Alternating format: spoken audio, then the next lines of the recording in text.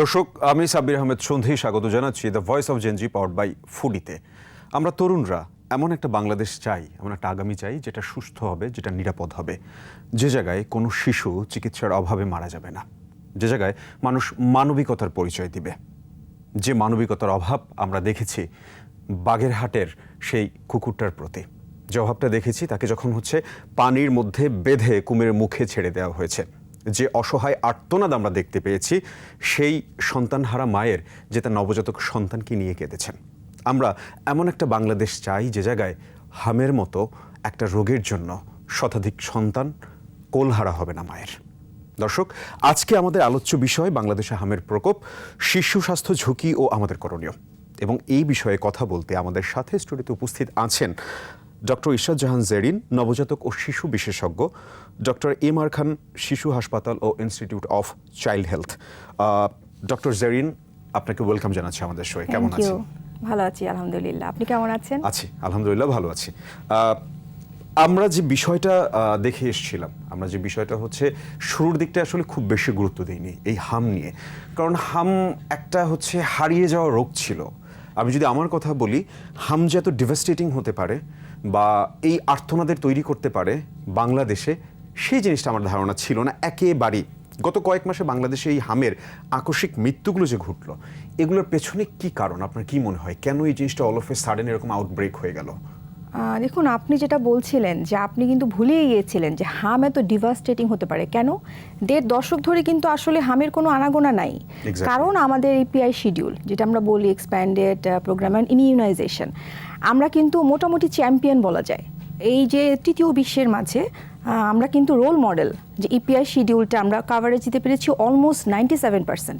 তো আপনি যখন 97% কাভারেজ দিয়ে ফেলবেন, ভ্যাকসিনেশন আন্ডারে নিয়ে চলে আসবেন, ওই যে 2 to 3% যদি তারা ভ্যাকসিনেট নাও হয়, তারা কিন্তু ইমিউনিটি পেয়ে যায়। যার কারণে কিন্তু আমরা এটা ভুলেই গিয়েছিলাম যে এই ধরনের কোনো রোগ আছে বা হয়েছে, কিন্তু একদম যে হয়নি তা না। এর মাঝেও হয়তো বা কারো কারো হয়েছে, কিন্তু সেটা এত সিরিয়াস পর্যায়ে যায়নি, যেটা এবার হলো। আচ্ছা, কারণের দিকে আসি। দেখুন, এই কারণটা যদি আমাকে শুরু করতে হয়, সেই কোভিড-19 ফিরে যেতে হবে। ওই সময় কিন্তু আমরা একটা বৈশ্বিক সংকট ছিল। তাহলে ওই সময় পরপর 2টা বছর, 20 সালে একবার আর 21 সালে একবার, পরপর 2বার কিন্তু আমরা লকডাউনে পড়ি। তাহলে এই লকডাউনের সময় কিন্তু সারা বিশ্বই তখন লকডাউনে। তাহলে ইপিআই শিডিউলের তখন যে বাচ্চাগুলো ছিল, হয়তো তার সেকেন্ড ডোজ, হয়তো তার হামের ডোজ, হামরুবেলার টিকাটা, অথবা তার 15 মাসের ক্যাম্পেইনটা মিস হয়ে গেছে। এই বাচ্চাগুলো কিন্তু পরবর্তীতে আর ফিরে আসেনি।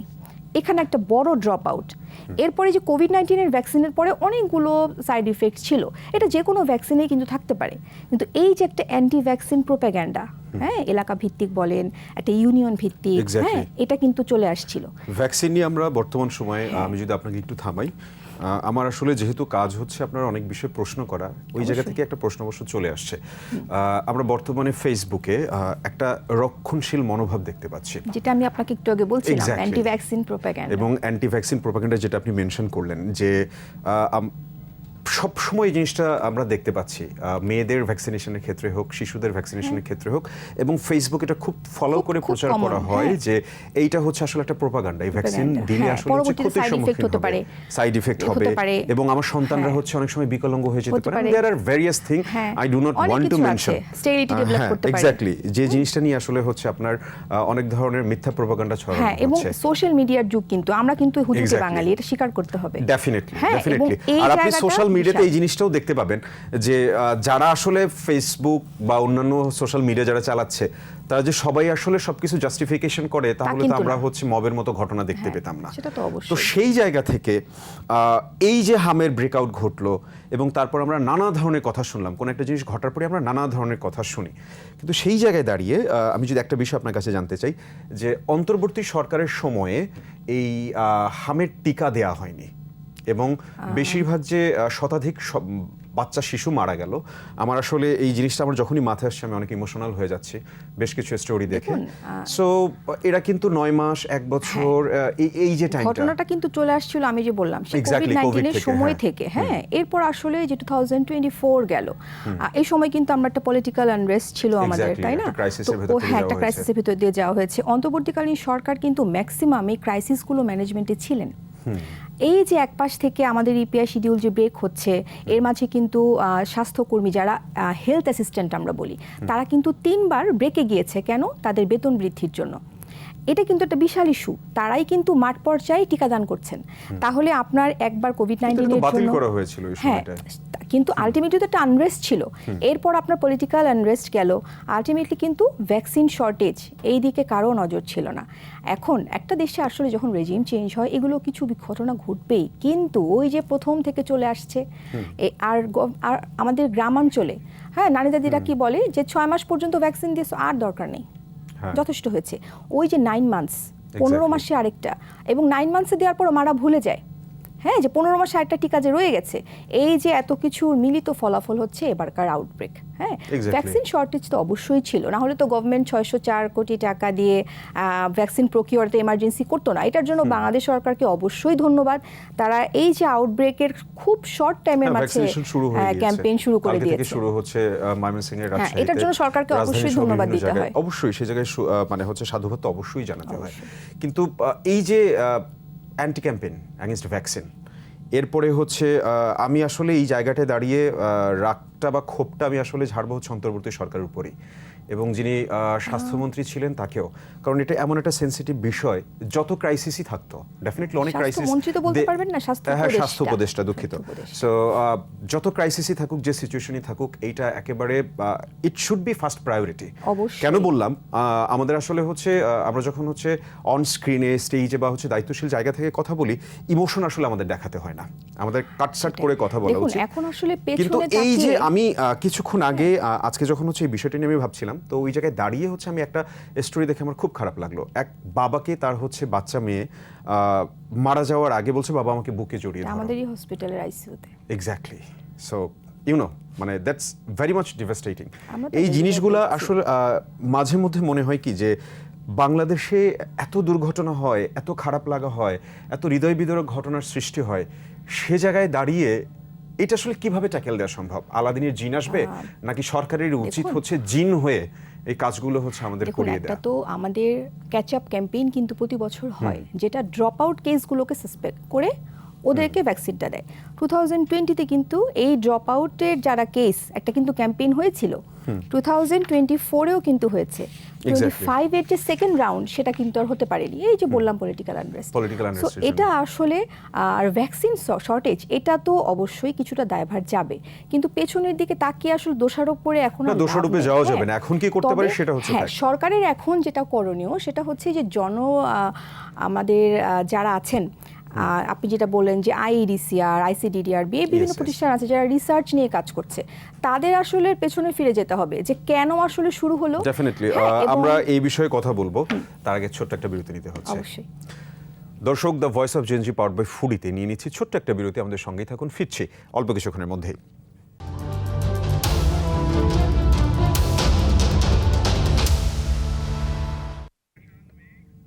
দর্শক, the voice of Gen Z powered by ফুডিতে আমন্ত্রণ আরও একবার। আমরা কথা বলছিলাম ডক্টর জেরিনের সাথে হাম প্রসঙ্গে। আমরা সরাসরি চলে যাচ্ছি সেই বিষয়ে। আমরা বিরতিতে যাওয়ার আগে অনেক বিষয় নিয়ে আসলে কথা হচ্ছিল হাম প্রসঙ্গেই। বর্তমান সময় কিন্তু কিছু কিছু জায়গা থেকে শোনা যাচ্ছে যে হসপিটালে নর্মাল রোগ নিয়ে আসছে, এবং হচ্ছে সে অসুস্থ হয়ে, বাচ্চা সেই হামে অসুস্থ হয়ে কিছু কিছু ক্ষেত্রে মারাও যাচ্ছে। সো এই হাম আসলে কিভাবে অ্যাটাক করছে, এটা আসলে কিভাবে প্রতিরোধ করা যেতে পারে, কি কি প্রিকশনস হতে পারে? আচ্ছা, দেখুন, এই যে কথাটা যে আসছে এক রোগ নিয়ে যাচ্ছে হাম নিয়ে, এটা আসলে ভুল। বিকজ যে বাচ্চাটাই এখন হাসপাতালে আসছে, বাবা মারা কিন্তু জানেন যে হাসপাতালে এখন হামের রোগীর প্রকোপ। সো একেবারেই অসুস্থ না হলে কিন্তু কোনো বাবা মা নিয়ে আসছে না। তো আসলে আমরা কি কি সিমটম দেখি হসপিটালে, কিন্তু আমরা সিমটমগুলো দেখিয়ে বুঝতে পারি যে এই বাচ্চাটা হয়তো বা হামে আক্রান্ত। হাম বিশেষায়িত ওয়ার্ড আছে, সরকার কিন্তু সবগুলো হসপিটালে, ডিস্ট্রিক্ট হসপিটালগুলোতেও, 15টা হসপিটালে, ঢাকার হসপিটালগুলোতে, সবগুলোতেই বিশেষায়িত হাম ওয়ার্ড আছে। তো তখন কিন্তু আমরা হাম ওয়ার্ডে পাঠিয়ে দিচ্ছি। যে বাচ্চাগুলোকে আসলে ভর্তি দরকার, হ্যাঁ, সব বাচ্চাদের কিন্তু আসলে ভর্তি দরকার নাই। তাহলে সিমটম আসলে কি কি নিয়ে আসছে এবং ছড়ায় কিভাবে? বাচ্চাদের কি কি সিমটম থাকে? যে কাফ, প্রচুর কাফ, এবং কি ফিভার না থাকলে কিন্তু আমি এটা হামের আওতায় আনবো না। তীব্র জ্বর থাকবে, হাঁচি কাশি, এবং চোখটা লাল হয়ে যাবে, এবং জ্বরের তীব্রতা বাড়বে প্রথম 4 দিন। এরপর দেখা যায় সেই র্যাশ, আমরা যেটা বলি যে হামের র্যাশ, হাম বের হয়েছে, সবাই যেটা প্রচলিত অর্থে বলি হাম বের হয়েছে, এই যে সময়টা, এই সময়টাই কিন্তু একটা বাচ্চা থেকে আরেকটা বাচ্চায় ছড়ায়। এবং বাচ্চারা কিন্তু তীব্র সংক্রামক, একটা বাচ্চা কিন্তু মিনিমাম 15 থেকে 18 বাচ্চাটাকে ছড়াতে পারে। তাহলে এই সময়টা এবং হামের যে র্যাশ, ওটা ওঠার 4 দিন পর পর্যন্ত কিন্তু আমার এই হামটা ছড়াচ্ছে। তাহলে ওঠার আগের 4 দিন, ওঠার পরের 4 দিন, একটা বিশাল পিরিয়ড। এই পিরিয়ডে যদি বাচ্চাটাকে আমরা আইসোলেশনে রেখে দিতে পারতাম, তাহলেই কিন্তু মোটামুটি সংক্রমণের হার অর্ধেকের নিচে নেমে আসতো।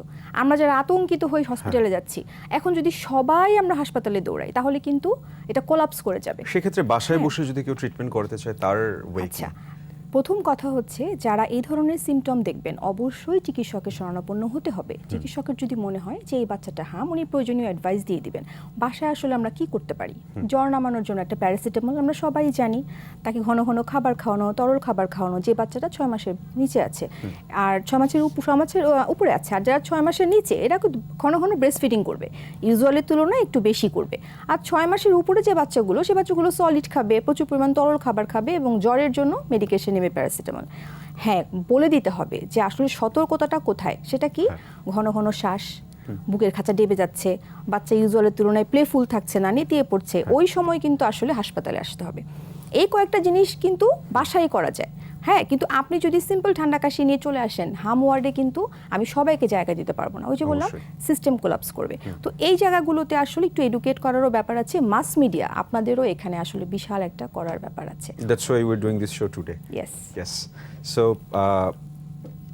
ধরুন হচ্ছে বর্তমান বাংলাদেশের হচ্ছে চিকিৎসা খাতের যদি কথা বলি, সক্ষমতা তো অবশ্যই অনেক কিছু চ্যালেঞ্জিং রয়েছে। অবশ্যই। সেক্ষেত্রে 600 থেকে 650-র উপরে বাচ্চা আক্রান্ত হয়েছে, শতাধিক বাচ্চা মারা গিয়েছে। সেই জায়গায় দাঁড়িয়ে এই চিকিৎসা খাতে হাম যদি বলি, বা হাম পরবর্তী যদি অন্য কোনো ডিজাস্টার আসে, গড ফরবিড, তো সেক্ষেত্রে সরকার বা হচ্ছে চিকিৎসা খাতকে আসলে কতটুকু ঢেলে সাজানো দরকার, কি কি করা উচিত? দেখুন, আমরা যেটা জানি যে আইইডিসিআর অলরেডি কিন্তু কাজ করছে। হ্যাঁ, জনস্বাস্থ্য বিশেষজ্ঞ যারা আছেন ওখানকার, ওনারা কিন্তু অলরেডি কাজ শুরু করে দিয়েছেন। বিকজ শুধু কিন্তু মিজলস না, হাম না, সাথে রুবেলা, হ্যাঁ, সাথে আরও যেসব আমরা যে হেপাটাইটিস বি দিচ্ছি, আমরা ফ্লু ভ্যাকসিন দিচ্ছি, আমরা যক্ষ্মা টিকা দিচ্ছি, তাহলে এতগুলো ভ্যাকসিন সবগুলোই কিন্তু ডিসরাপ্ট হয়েছে। তাহলে পরবর্তীতে কিন্তু এগুলোরও কোনো না কোনোটা আউটব্রেক হতে পারে। হ্যাঁ, বা আমরা বিকলাঙ্গ শিশু জন্ম দিতে পারি, যে কোনো কিছু হতে পারে। সো ওনারা কিন্তু অলরেডি অন রিসার্চে আছেন। আমার মনে হয় সরকারের আসলে এই রিসার্চটা আরও স্ট্রেনথেন করা উচিত, এবং পরবর্তীতে আউটব্রেক না হওয়ার জন্য কি কি করা দরকার, আউটব্রেক যদি হয়েই যায় সেটাকে খুব স্বল্প সময়ে কিভাবে ট্রায়াল সিস্টেম করে আমরা সেটা কমব্যাট করব, এটা নিয়ে সরকারের আসলে একটা করণীয় আছে।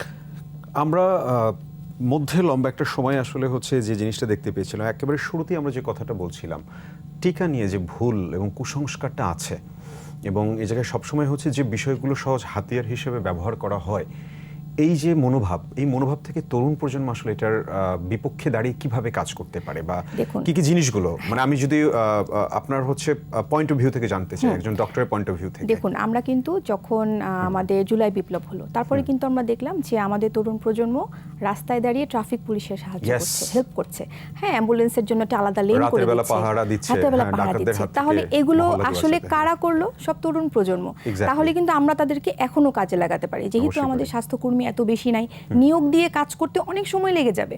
তাহলে আমাদের করণীয় কি? তাদের কাজে লাগানো, প্রতিটা ইউনিয়ন ভিত্তিক বা প্রতিটা জেলা ভিত্তিক, উপজেলা ভিত্তিক, তাদেরকে যদি আমরা ভ্যাকসিন অ্যাওয়ারনেস, এই ভ্যাকসিনটা কেন দেওয়া দরকার, না দিলে কি হবে, এবং আমাদের কয়টা বাচ্চা ড্রপ আউট কেস হয়ে গেছে, এক্স্যাক্টলি আমরা ওই সিনারিওগুলো দেখাতে পারি। হ্যাঁ, দেখাতে পারি, এবং তারা কিন্তু এই ইউনিয়ন ভিত্তিক গিয়ে অথবা উপজেলা ভিত্তিক গিয়ে কাউন্সেলিং করতে পারেন। হ্যাঁ, এই যে টিকার উপকারিতা, হাম হলে পরবর্তী জটিলতা কি, আমরা কিভাবে এটা কমপ্লিট করতে পারি, বা এই টিকাটা নিলে কি সমস্যা, না নিলে কি হবে, সবকিছু যদি আমরা একটু কাউন্সেলিং এর মাধ্যমে করতে পারি, তাহলে কিন্তু এই যে আপনি বললেন যে অ্যান্টি ভ্যাকসিন প্রোপাগ্যান্ডা, এটা অনেক কমে যাবে। এবং এটা কিন্তু শুধু বাংলাদেশে না, এটা সব দেশেই রয়েছে। ইউএসএ অবস্থা আরো খারাপ। এক্স্যাক্টলি, ওদের মতো একটা উন্নত কান্ট্রিতে 1000 কেস এবং কোভিড নিয়ে হচ্ছে ওদের যে কনসেপ্ট ছিল, মাস্ক পরা নিয়ে যে কনসেপ্ট ছিল, we have seen all those video. Definitely এটা প্রতিটা দেশেই আছে। তো আমি বলবো যে থার্ড ওয়ার্ল্ড কান্ট্রি হিসেবে এই যে মহামারীটা আমরা হয়তোবা খুব দ্রুত করতে পারিনি, বাট আমরা শুরু করেছি। হ্যাঁ, আস্তে আস্তে হয়তোবা আগামী 1 মাসের মধ্যে এটা আমরা কমিয়ে আনতে পারবো। অবশ্যই আমার হচ্ছে সেই প্রত্যাশাই রইল। আপনি বলছিলেন কথার মধ্যে যে হামের পরবর্তী ক্রাইসিসগুলো কি হয় একটা দেখেন বেবির? খুব সিম্পল রোগ, কিন্তু বাসায় থাকছে ভালো হয়ে যাচ্ছে, কিন্তু যে বাচ্চাগুলো আগে থেকে অপুষ্টিতে ভোগা বাচ্চা বা যে বাচ্চাগুলো আসলে একটা ডোজও ভ্যাকসিন নেয়নি, এই বাচ্চার কিন্তু জটিলতা বেশি। যেমন দেখেন নিউমোনিয়া, এই যে আপনি একটু আগেই বললেন যে বাচ্চা মারা গেছে আমাদের হাসপাতালের আইসিইউতে, তাহলে এই বাচ্চাটা কিন্তু নিউমোনিয়া। এবং আজকেও আমি খবর নিলাম আইসিইউতে একটা বাচ্চা ভেন্টিলেটরে আছে, সে বাচ্চাটাও কিন্তু নিউমোনিয়া। তাহলে সবচেয়ে ডিভাস্টেটিং হচ্ছে নিউমোনিয়া। এটা হচ্ছে আপনি এখন আসছেন এখনই পাচ্ছেন। এটা কে করছে? হাম ভাইরাস ইটসেলফ করছে। এবং যে বাচ্চাগুলো ম্যালনারিশড, আগে থেকে অপুষ্টি শিকার, সে বাচ্চাগুলোকে কিন্তু ব্যাকটেরিয়া আবার আক্রান্ত করছে। দেখেন দুটা মিলে সিস্টেম যেহেতু হচ্ছে উইক থাকে, সো সেক্ষেত্রে ফাইট ব্যাক করার চান্সেস জিরো হয়ে যায়। আরেকটা কি হতে পারে, তার চোখ অন্ধ হয়ে যেতে পারে। যেহেতু আমাদের ভিটামিন এ সাপ্লিমেন্টেশনও কিন্তু ক্যাম্পেইনগুলো ব্রেকেজ হয়েছে, সেটাও কিন্তু আমরা দিতে পারছি যে 6 মাস পর পর যেটা দেওয়ার কথা ছিল। তাহলে এখানে একটা ইস্যু, অন্ধ হয়ে যেতে পারে। আর বেসিক্যালি ভাইরাসটা কি করে, আমাদের খাদ্যনালী, চোখ, স্কিন, এই তিনটাতে ইফেক্ট করে, এবং ব্রেইন, কান। তো আলটিমেটলি দেখা যায় যে কানে ইনফেকশন নিয়ে আসছে, কানে পুঁজ পড়ছে, ডায়রিয়া হচ্ছে। এগুলো হয়তো আপনি কোনোভাবে কমব্যাট করলেন, পরের বার দেখা গেল 3, 5, 10 বছর পর তার ব্রেইনে ইনফেকশন নিয়ে আসলো, হয়তোবা কিছু ভাইরাস ব্রেইনে রয়ে গেল। এবং তাহলে কি দেখা গেল, এই বাচ্চাগুলো পরবর্তীতে গ্রোথ রিটার্ডেশনে ভুগবে, বিকাশ ঠিকমতো হবে না, এবং আলটিমেটলি বাচ্চাগুলো মারা যাবে। হ্যাঁ, তো আমরা এই বিষয়ে আরো কথা বলবো। আফটার ইফেক্ট সম্পর্কে আসলে অনেক কিছু জানার আছে, কিন্তু তার আগে ছোট্ট একটা বিরতি নিয়ে নিচ্ছি। দর্শক, the voice of Gen Z powered by ফুডিতে আজ আমাদের আলোচনার প্রসঙ্গ হাম। সেই বিষয়ে আমরা কথা বলছি ডক্টর জারিনের সাথে। আমরা কথাই ফিরবো, কিন্তু তার আগে নিয়ে নিচ্ছি ছোট্ট একটা বিরতি। আমাদের সঙ্গেই থাকুন।